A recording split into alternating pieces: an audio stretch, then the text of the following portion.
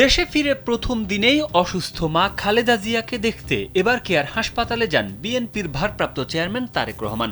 তারেক রহমান হাসপাতালে আসার কিছুক্ষণ আগেই সেখানে পৌঁছান তার স্ত্রী ডাক্তার জুবাইদা রহমান ও মেয়ে জাইমা রহমান।